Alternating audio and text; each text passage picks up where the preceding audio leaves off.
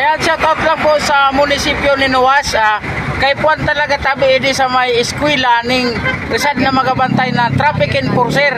Sabi kaya pag doon ko sa munisipyo, kayong kuno nakabantay pero da man pag nakipatintiro kan mga estudyante di sa mga auto labing speed.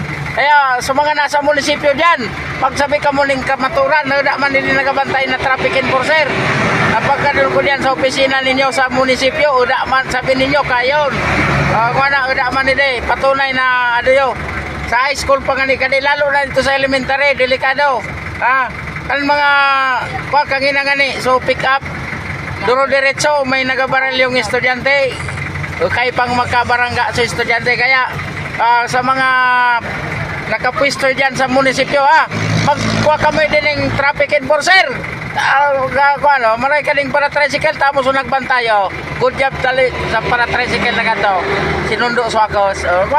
Kung daaman pala magasundo na para tricycle, daaman magabantay kan kayo na pala hindi nga nabangga.